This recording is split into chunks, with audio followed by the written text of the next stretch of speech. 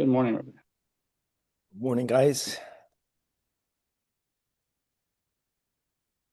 Good morning. With the help of Hashem, we are starting a new Masechta, Masechta Trumais. Masechta Trumais is exactly in middle of the Seder of Zerayim. This is going to be our sixth Masechta of Yerushalmi that we are learning together. Prior to Trumais, we had 5, and after Trumais, we, God willing, will have another 5, just going through all of the Masechtas of Zerayim, the way Rabbeinu HaKadosh ordered them. We have brachos, Peya, Demai Kilayim Shviz, that we just learned. Now we're learning the middle, Trumais, which, by the way, happens to be in Yerushalmi, the longest Masechta. And after Trumais, we're going to have Maisros, Maiser Sheni, Chala, Orla, Bikurim. 5 before, 5 afterwards. And let's dive right into the mitzvah, the obligation of separating Truma. Now, really, there are 2 Trumais. If you want to get into the detail, there is what we call Truma Gedoyla, which is the first of that which we separate once the product is complete, once the items from which we are separating Trumais have their Gemar Melacha, at times also Re'iyas Pnei Bayis. These words will unpackage when we get there. At some point, there is an obligation to separate Truma prior to which the item is called Tevel. One is not allowed to eat Tevel. And the first separation is the separation of Truma Gedoyla. Biblically, Truma Gedoyla does not have a minimum amount. As Chazal say the words that Chita Achas Poiteres es Kol Hakri, that means if you have an entire pile after the Meruach, which is after you smooth out the pile, that is normally from when one would separate the Trumais Umaisris. You can really separate only one kernel. By doing so, the remaining is no longer called Tevel vis-a-vis Truma. It's called Tevel because you didn't yet separate Meiser Rishon. It's called Tevel because you didn't yet separate Meiser Sheni or Meiser Ani. But one Chita resolves the Tevel issue of Truma. Nevertheless, the Chachamim gave us a minimum amount. And actually, there are 3 minimum amounts, or there are 3 categories. You have the option of giving 1 of 40. That will be someone who's considered a generous person. You have the other option, the average option, which is giving 1 from 50, separating 1 from 50, which is exactly 2%. That's the Beinoni. And if a person wants to be stingy, we make space for the stingy. We allow the stingy to separate 1 out of 60. Now, from what do you have to separate Trumais, and really Trumais Umaisris? This is really subject to a big machlokes rishonim. We're not going to dive into it right now. Let's just quote Shitas Rambam, one opinion, because we learned the Rambam, and that is that not only is one obligated biblically to separate Trumais, etc., from grains, from all of the 5 grains, which is wheat, barley, oats, rye, and spelt, but according to the Rambam, all fruits, not only olives and grapes, but all fruits also have a obligation to have Trumais separated from them. Vegetables are not obligated to be tithed midoiraisa, but they have to be tithed midrabanan. Obviously, we're speaking about a product that grows in the Holy Land. And yes, midrabanan, certain countries near adjacent Eretz Yisrael also have a rabbinic obligation to have Trumais Umaisres separated from it. The Trumais Umaisres have to be separated from its own type. So if you have apples and oranges, you cannot separate, from the apples for the oranges. And that's not only true regarding the type of product, but even if it is apples and apples and oranges, but some of them are pure, some of them are not pure. You can only be mafresh Trumais min hatoir al hatoir umin hatamei al hatamei.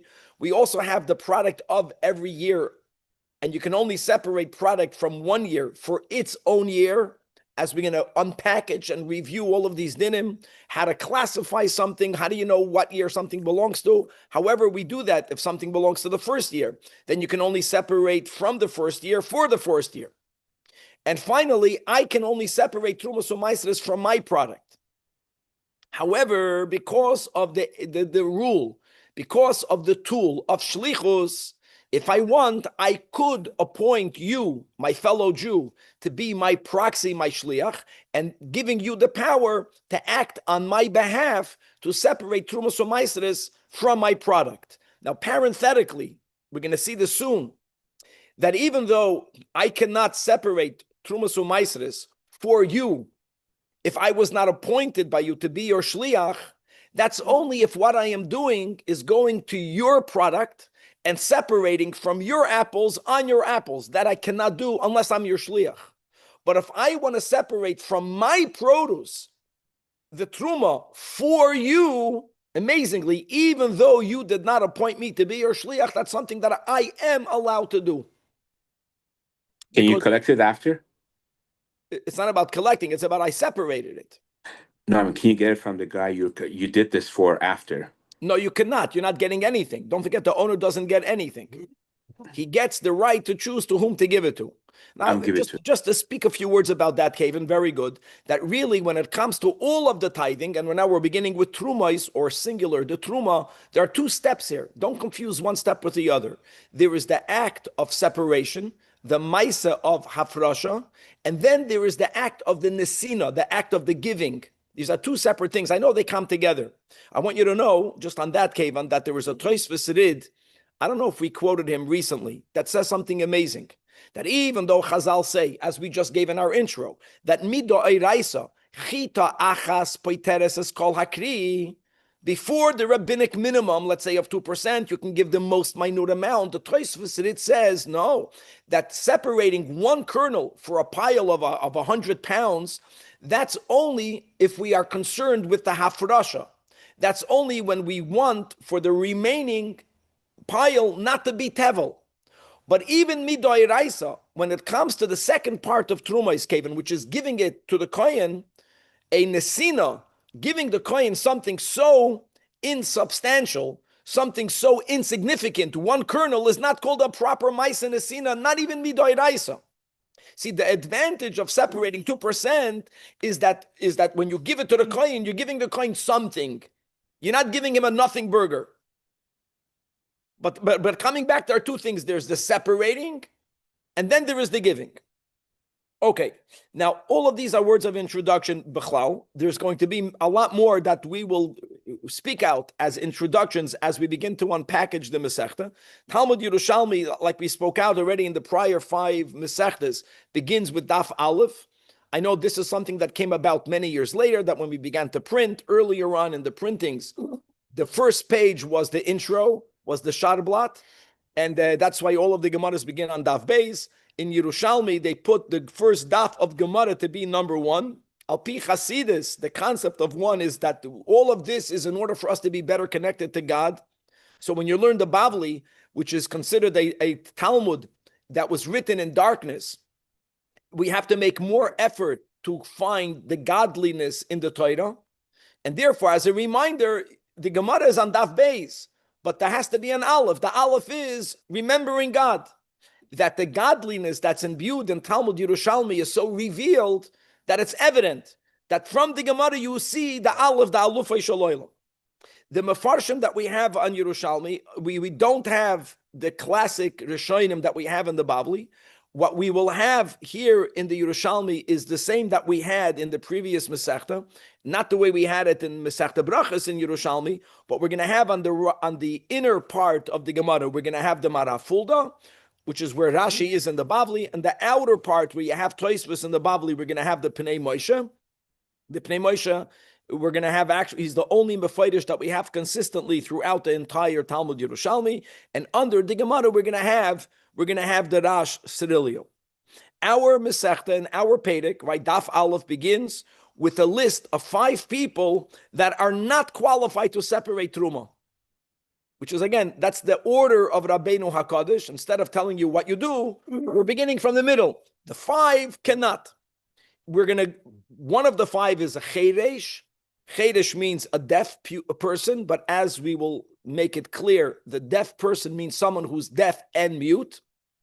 And we're going to learn today a lot about the minor, about the cotton. Now, really, when it comes to trumos, very much like when it comes to nedarim, because the act of separating trumas from maasros is similar to making a vow, just like when one makes a vow through a verbal declaration.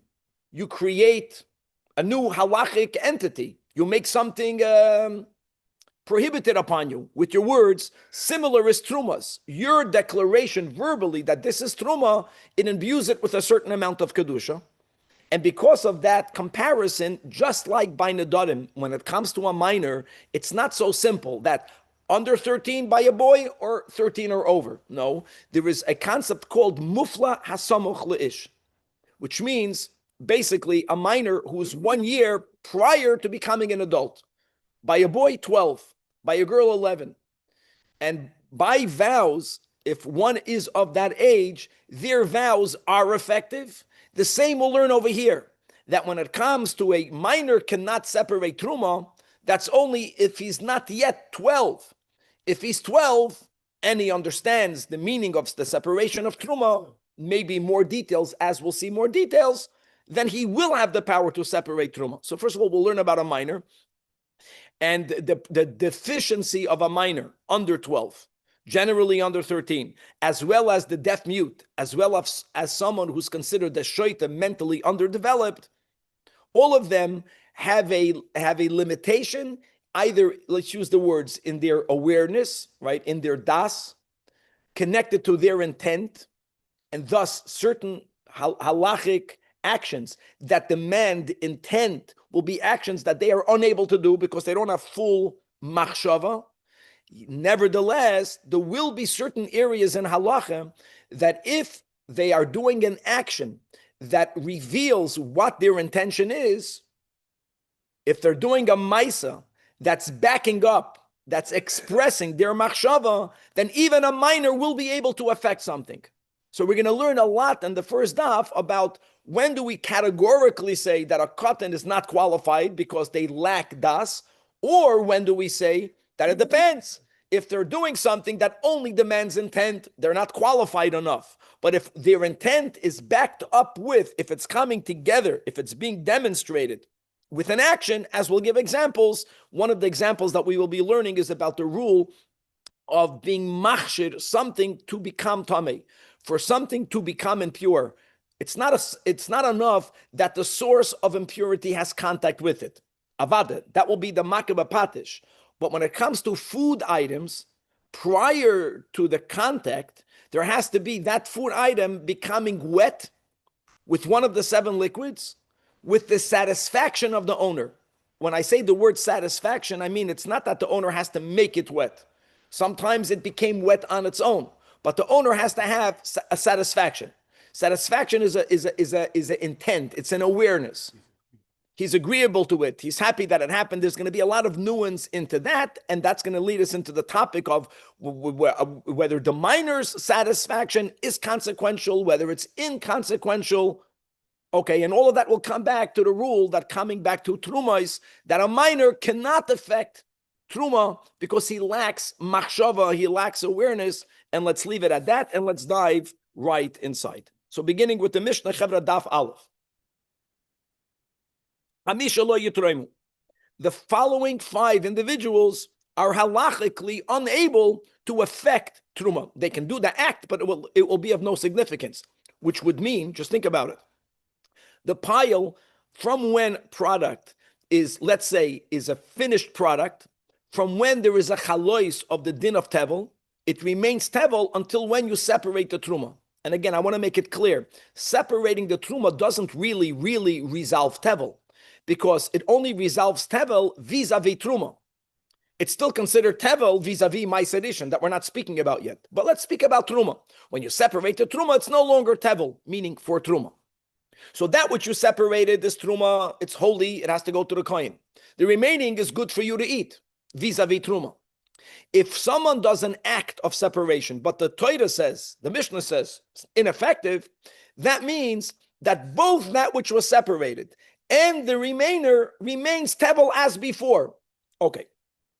Ve'im tarmu, it's not only a lechatchila, it's a b'di'evet. Even if they did it, almost always, we'll see there might be some b'di'evet, ein trumas on truma, their truma is not valid. This and the remainder remains tevel as before. Who are the five? This is the order. Chedesh, as we'll see clearly, Chedesh means a deaf mute. Just to read quickly, we're opening the Masechta. Let's start with the Rasharilio, who's the oldest over here of the five. Three lines in the right column. Chedesh, lekamen b'masnisan mefarish. The Mishnah will say, Tahainu, what's a deaf? Chedesh means deaf, but it doesn't only mean deaf. Tahainu, both that he cannot hear and he cannot speak. She'ena shemea ve'ena medaber. Okay. And we'll get just to read a few words in there. Now, back in the Mishnah, v'hashoita, a deranged person.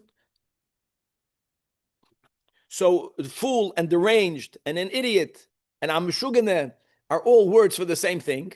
However, how do we define someone deranged when the truth is, on some level, we are all deranged? I'm not saying this in a derogatory way, and there's going to be certain halachic criteria. How do you define the shaita?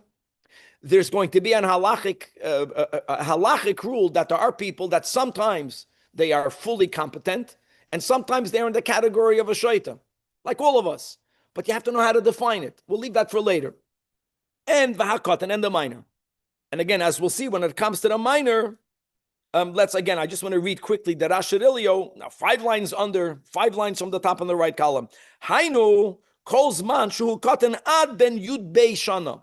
In the dinim of truma, like we said in the intro, truma, like nedarim, we say that if someone is a mufla hasamach leish, which would mean by a boy, he became 12, or by a girl, she became 11, which is 1 year prior to them entering into real adulthood, that's already not called a katan as far as truma is concerned. So the katan here means he's pre-12 years old and 1 day. And now there's another detail that he writes. We'll get to the details later. Vehevi. Vehevi means that he also developed the 2 pubic hairs. That means his body began to mature. Have a mufla samach leish, etc., etc. We'll just go back into the Mishnah. So the minor in our Mishnah means under 12. So that's 3. Chedesh, shoita, katan. We're looking for 5. So the 4th is vahat toiram es she'enoi shaloi. If someone separates produce, that's not his. Meaning, like I said in the intro, if I go into your property and I separate from your pile for your pile, if you did not ask me to be your shliach, I cannot do it. And if I did it, that has no effect. I am able, without your knowledge, to separate from my wheat for your wheat. So I have to take away 2%. Just an example. Let's say I have 100 pounds of kernels and you have 100 pounds. So I can take away 4 pounds. I can do that. My intent is 2 for me, 2 for you, and it will be effective. So if Reuven did it to Shimon, just to clarify. Yes. Reuven did it for Shimon. Shimon later on has to cheshbon those 2% that he was mafresh, or how does it work? There's many details that we'll have to go into, Yakir. I don't want to go in right now because we won't finish the daf. There are many details about that. We learned some of the cheshbonos before, how to cheshbon it, and this opens up a lot. But just the concept, just to make it clear that when the Mishnah says, we know that I cannot separate truma if something is not mine unless I'm a shliach. We're speaking about me going to your property and me doing you a favor, separating from your pile for your pile. I can't do that. It's not mine. And then number 5, nachri, a non-Jew. Even if the non-Jew was appointed to be a shliach. So let's say you are the balabas, you have a great worker or not a great worker. Who cares? You have a worker. He's not Jewish. And you tell him, do me a favor, separate 2%. It won't help. And by the goy, even if he did it b'reshus, that means even if he was appointed to be a shliach. By the Jew, if a Jew was appointed to be a shliach, one of the sources of shlichus, midoiraisa, in Kedushin Bavli, in the beginning of the 2nd chapter, is the din of truma. That even though I have to be mafresh truma, the Torah adds an extra word to remind me that I can ask you to do it on my behalf. So by a Yisrael, if the Yisrael does it b'reshus, then it is effective. By the non-Jew, even if he was appointed a proxy, it will not be effective because ein shlichus la'akum. Parenthetically, we know for Shabbos, for Muksa, that in certain circumstances there is shlichus la'akum l'chumra, but that's not what we're talking about over here. So these are the 5, and then the Mishnah says, ein trumas on trumam. Okay, that means even post facto, even b'diavad. Now the Mishnah itself will elaborate a little bit about the cheresh, about the deaf person. Cheresh, what's the definition of a cheresh? Says the Mishnah, if you have a cheresh that is only deaf, that means that he speaks, he's able to articulate. It's only that ve'ena shemeya. Even though lechatchila we do not want that person to separate truma, lechatchila lo yitroim. But such a person, if they separated truma from their own product, for their own product, the imtaram truma say truma. So, but the Mishnah said in the beginning that the 5, not only should they not, but even if they did it, it will be ineffective. Which means, says the Mishnah, that cheresh dibru chachamim b'chol makom. Whenever the Mishnah says stam cheresh, which literally means deaf, it doesn't halachically only mean deaf. It means she'eino loy shemeya v'loy medaber. Okay. Is that someone cannot speak at all? So I want to add one thing over here. The Marafulda, just to read. I want to read today a little bit from each one of the 3. So it's like in middle of the Amid. It's around 12 lines from the top. He writes something very big. She'eino shemeya ve'eino medaber. He adds something. It's not only that he can't hear and he can't speak, but he says shenoilat cheresh mimei, that he was born deaf. He was born deaf mute, unlike a person that was not born deaf mute that later became deaf mute. In other words, he understands that deaf mute, if a person was born that way, then, I'm adding the word then, importantly, they never fully developed. No matter how much IQ they have, they couldn't communicate with them. So they remained underdeveloped. So their das, their awareness, their intent is not enough for them to affect something that demands das. Why am I saying that? Because according to many halachic authorities, nowadays, that we figured out how to communicate, even with people that physically cannot hear and speak, not only can we communicate to them, but there are different mediums in which they can communicate with us. Many halachic authorities say that they no longer have a din of a cheresh. That's very important, but let's go on. But that's the emphasis, that even in the times of Chazal, if they were born being able to hear and speak, and something happened, an accident happened, once they developed, they developed. You can't you can't go backwards. Once you know, you know. But if you never developed, anyways, that's what he says. Let's go right. Now, says the Mishnah, so the Mishnah spoke about cheresh, and now we're going to go into the cotton. The Mishnah itself will speak about the minor. Cotton shalehevi shtei sa'arais. If you have this minor who did not even develop physically, Rabbi Yehuda says, there's a big statement, truma say truma.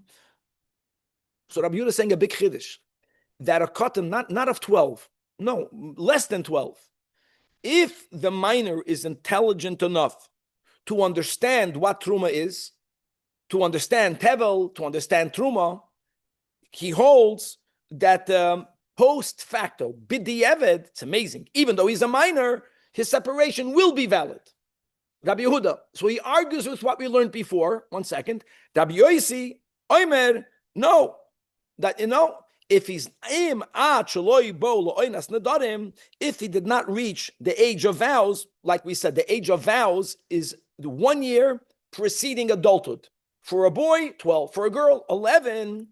That's a machlikas b'shamay b'silol, the 12, 13. But we paskin, we know bar mitzvahs by a boy is 13, and that's b'silol, and a girl 12.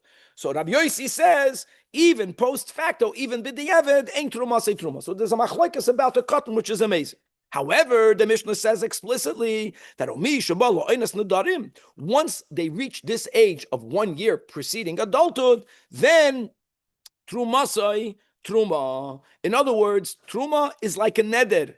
They both are equal by the fact that through a verbal declaration, you affect a new halachic status. It's amazing. Person says a neder that this and this type of food is prohibited on me. They said words, and that food is prohibited on them. Truma is the same thing. I want to add something else about truma and nedarim, and just to know that just like there's something called hataras nedarim,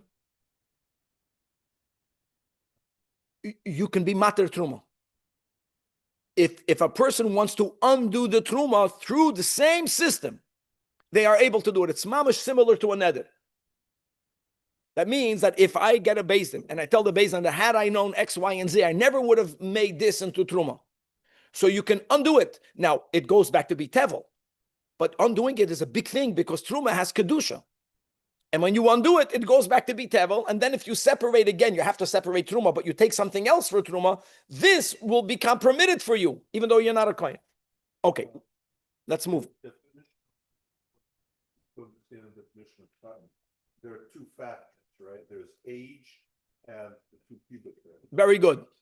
So let's say somebody's past 13, but boys past. Okay, I just want to speak out quickly what Vlad is saying for everyone, and we're going to leave it just open. That really, when it comes to halachic adulthood in general, it's not just the age. It's not just the age. It's age and bodily maturity, which is seen by the two pubic hairs.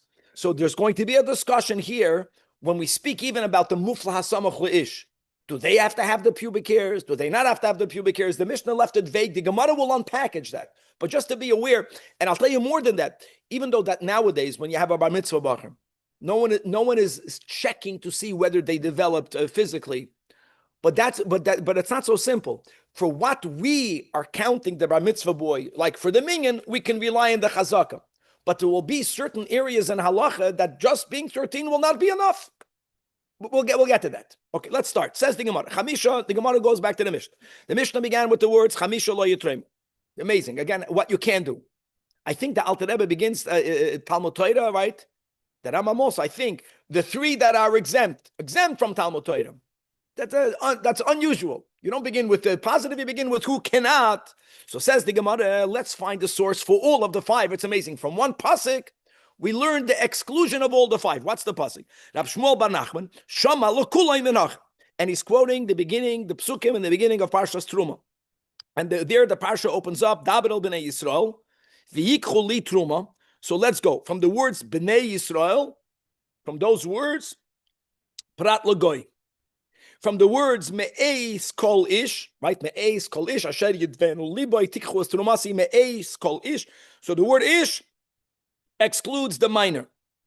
When it says asher yidvenu liboy, the person whose hearts motivate. Now the motivation of the heart, the heart many times, right? Bina uba halev maven. Heart doesn't only refer to some sort of emotional development, right? The heart of the emotions is in the heart. The heart also refers to a certain amount of intellectual maturity. Comprehension, awareness. I know every word is nuanced and it's very important to get it right. The word in Chazal is das. Das, the way the Alter Rebbe explains, is the combination, the linkage between the mind and the heart. So it goes a little bit to the heart. But when the Torah says, Asher yidvenu liboy, so their heart has to be something that they are aware of. Their motivation, not me trying to please you motivation. Their motivation has to be something that they are developed in. And then their truma is a truma. So what does that exclude? The yidvenu liboy excludes a person who doesn't yet have a full maturity in their intellect.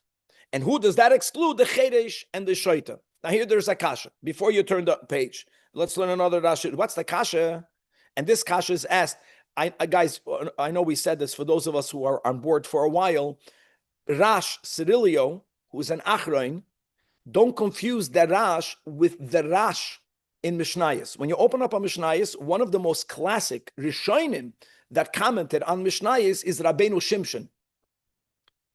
Rash. So the Rash Cyrilio quotes Rabbeinu Shimshon, another Rash. And he asks a question that if we have Yidvenu Liboy, if Yidvenu Liboy excludes the Chedesh and the Shoita, we normally put together the cotton, the Chedesh, Shoita, and cotton together. All three of them share the commonality that they're not fully developed intellectually. They're not fully developed. Why did we have to have the Ish to exclude the cotton? Why would it not suffice the Asher Yidvenu Liboy to exclude the cotton? That's a good kasha. So look inside that Asher Ilyo. It's 5 lines before the bottom of the left column. The Hikshur Rabbeinu Shimshon, right? The abbreviation is the Rash. The Amai lo mamayit hacha cotton mi Yidvenu Liboy. Blah, blah, etc., etc. So Vatiret Zal, he, may his memory be a blessing, responded 3 lines from the bottom. Mishum that the cheshabal lo oinas nedarim yesh boy das lios noidev.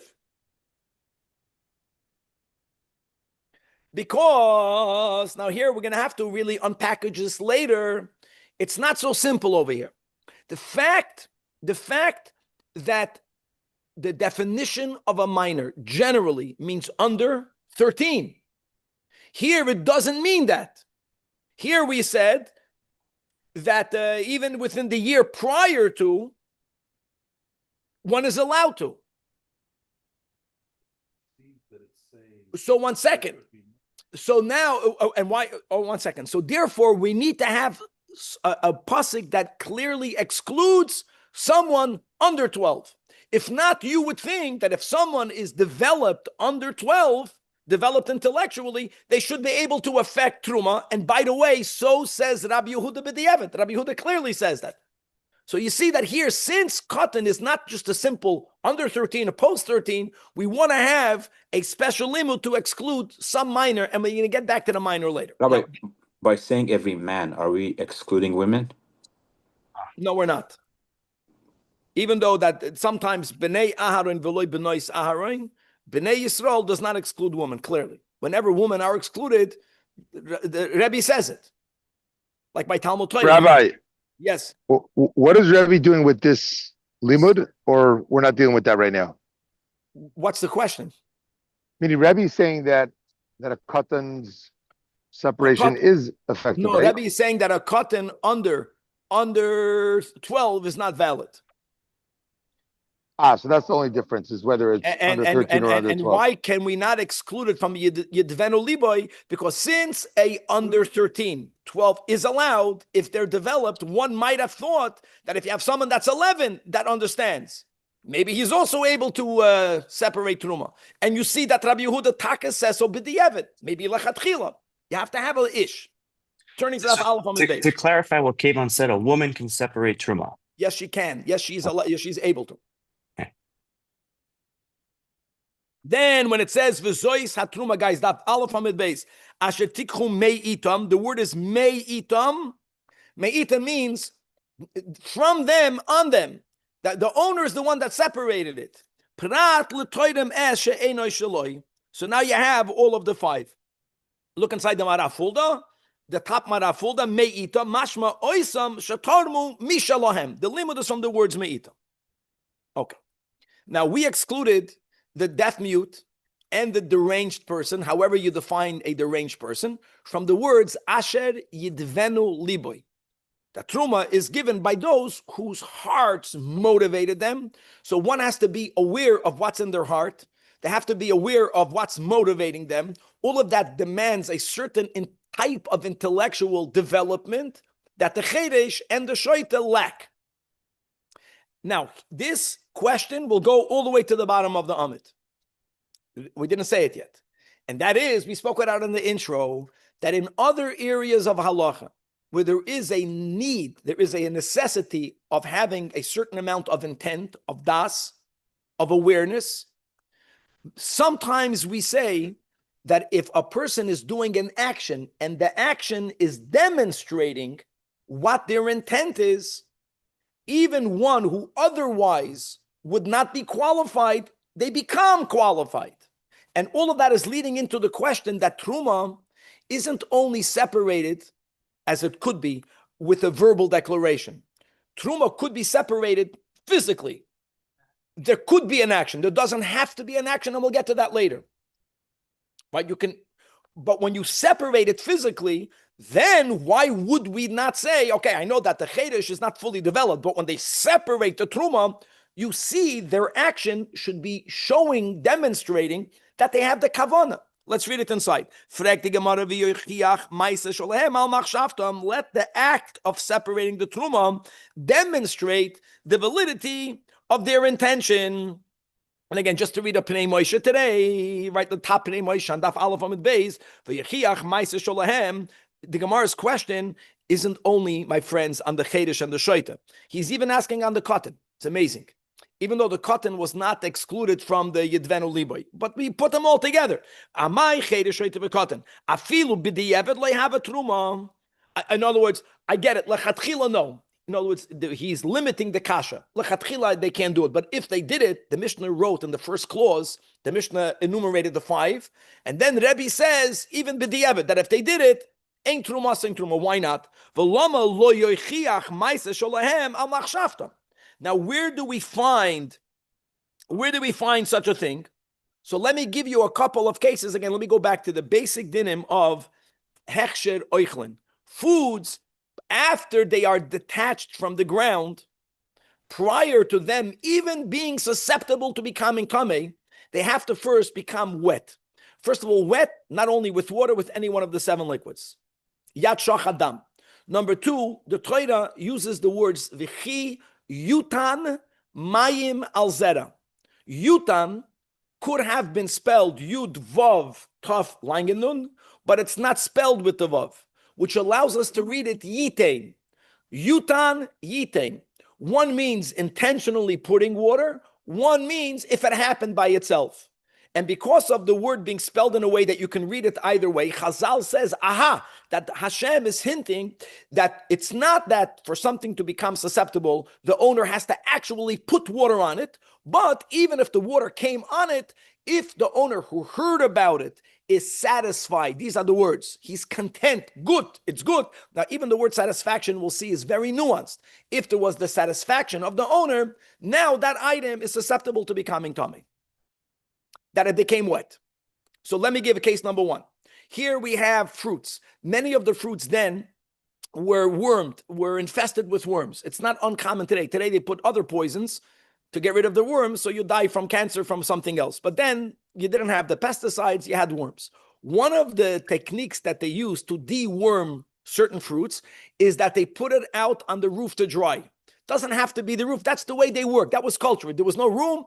And the sun, when they dried out the moisture, the worms also left.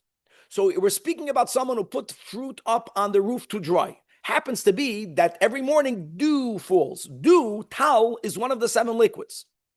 Will the dew that now came upon the fruits, will it make them mukhshar? It depends what the intent of the owner is. If the intent was only for them to be dewormed, even though everyone knows if you put something on the roof every morning, it's going to become wet. That's mean there was no, they didn't need it. They have no satisfaction of it. Okay, now says the Mishnah that if the ones who put it on the roof was not the adult, if it was one of these 3, the deaf mute or the deranged or the minor, and yes, they became moistened with dew, with tal. Now, if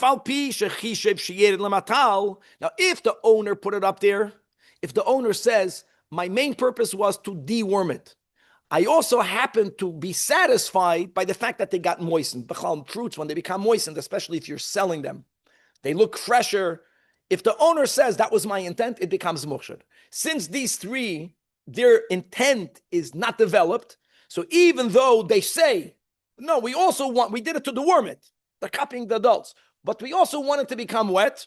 No, they're the owners. It doesn't mean that water was placed to their satisfaction. Why not? Because satisfaction demands intent. To say, I am satisfied, I'm not satisfied, you have to be fully developed. They're not fully developed. Even though their actions, I'm not going to say always, but many times have legal consequence, but their intent does not have legal consequence. So, however, now, when the Mishnah means to say that they have Maisa, the Mishnah is hinting to something more than other cases. That sometimes, when it comes to our scenario, they will be machshir with dew. You know when? Rab Chuna Amar, betafus bahen betal. If when they put it upon the roof, 2 ways. Tosfos says over there, if they turn it over. If they do an act that you see that they want it to become wet, it's not that they're telling you our intention is that it should become moist with the dew. Again, they put it up on the roof to deworm it. But they are saying we also were happy that it became wet. If they say those words, it doesn't mean anything. But if they grabbed it, let's go with Tosfos, and they turned it over, so they did an action that demonstrates that they want this product to get wet, moistened from the dew, then it will become mukhshar. So what do you see over here? That even when we say that they don't have machshava, if they do an action and the action demonstrates what their intention is, then we do take into the account their intention. All of that is leading up to Akasha, that why do we say that the Chedesh Reitev Katan, even B'di'evid, their Truma is not a Truma because they don't have Yidvenu Liboy. If Truma was done by a physical separation, why would we not say that their action demonstrates that they do want to separate Truma, and B'di'evid at least it should be Truma. All of that is Akasha. But the question is on everyone. And now, furthermore, that Rabbi Yehuda only speaks about a minor. Rabbi Yehuda doesn't say that by the Chedesh and the Shaita. They're even post facto. Everyone says it's not valid. Why not? And now we're going to bring another Mishnah from Achshirin, again showing that even when we speak about people whose intent in itself is not sufficient, if it's backed up with an action. Now here it's a little bit more sophisticated. Let me say a couple of words. When we speak about satisfaction, let me give you a crazy case just to get clear about satisfaction. You have an animal. The animal is thirsty. You take the animal into the river to drink. The animal to drink, they have to put their mouths in the water. Oh, one more intro. Remember, when we learned this a few times, everyone says, what? If water is connected to the ground, it cannot be machshir anything. Water in a river cannot be machshir. Now, if the water becomes detached from the river, now the water could be machshir. So listen to the case. You have an animal, and you lead the animal to the river to drink. When the animal sticks its face in the water, it's inevitable that some water will be around the mouth.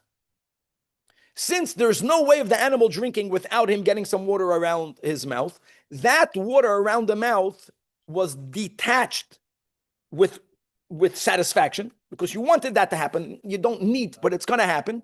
Not only that, if now that water dripped on fruit, even if this final step was something that you don't care for, since you cared for your animal to drink, the satisfaction that you had that the animal's mouth became wet is enough to say that there is satisfaction now that the fruit got wet. Don't jump on me, we don't have enough time. That's the rule. In other words, just to see that the satisfaction doesn't have to be with the actual wetting of the product, but if there is satisfaction on the way to the wetting of the product, that's enough satisfaction for something to become moshe. All of that is only, guys, listen, the water around the mouth. Gavaldi. What about if the animal was taken to drink and the animal stepped in the water and now there's water on the feet? An animal could drink without getting its feet wet. So even if it happened to step into the water and the feet got wet, that water was not uprooted to your satisfaction.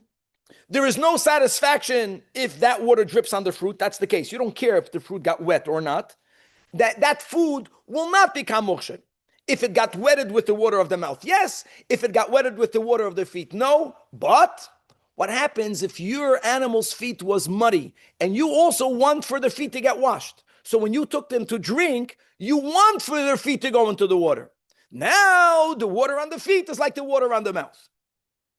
And now the Mishnah says all of that is only if you are a developed adult taking your animal to the water and your intent, whether you do want the feet to get washed or not, is of significance. But again, Utanina Taman, we learned over there in Mesachtes Machshirin, that if who led the animal to drink was not a proper adult, a gadol, but it was either the chedesh or the shaita or the katan, even in the case,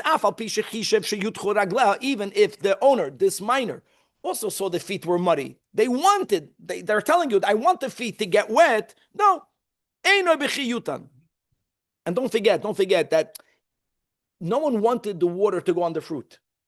The chiddush here is that if there was satisfaction with the mouth getting wet or the feet getting wet, that satisfaction is transferred to the food. But by the minor, we don't give him that much power to his intent. And here again, sheyesh lehem ma'aser, the Mishnah says they have power through an action. It's only that they have no power if it's only intent. And what is that referring to? Ve'ezeh ma'aser shalahem. So the Rab Chuna says, he explains the Mishnah, that if when the minor or the deaf mute or the deranged, if when they take their animal to the water, they physically wash their feet off with the water. So it's not that they're saying, I wanted my animal's feet to get cleaned.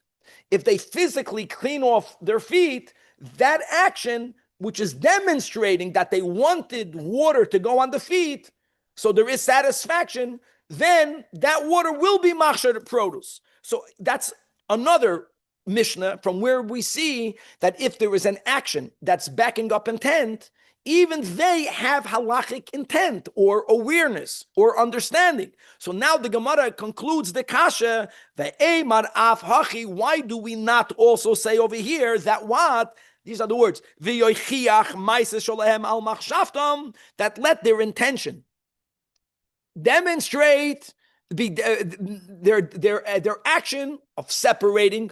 Should it not demonstrate their intention? So again, at least b'di'evid, why isn't there truma? Answers the Gemara, Rab Shmuel, who cited Rababo in the name of Rabbi Yechanan, and also Rab Zeira answers in the name of the Rabbanan the same answer. And truma we also find in Parshas Koirach, and when the Torah writes in Koirach, v'nechshav lochem trumaschem, and truma shall be reckoned for you, but the word is nechshav machshava. In other words, this is a drasha. We are interpreting the word v'nechshav, meaning that truma has to be separated with machshava, with intention.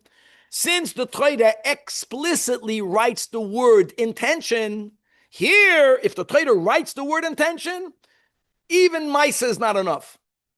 If Hashem writes the word machshava, even though it's a drasha, doesn't matter, then we say, Ein Maisa sheloi mechiach al machshavtoi.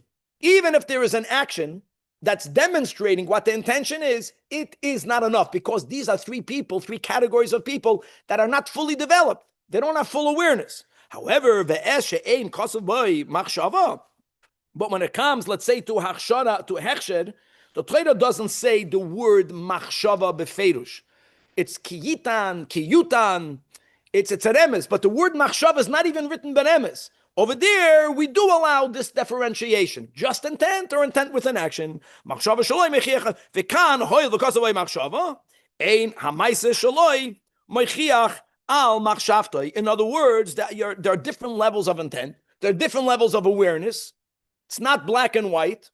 When there is an action, it demonstrates more awareness, but the whole thing is not good. We're speaking about a chedesh. We're speaking about a katan. We're speaking about a shoita. No matter how much maisa they have, their intent is not going to be enough.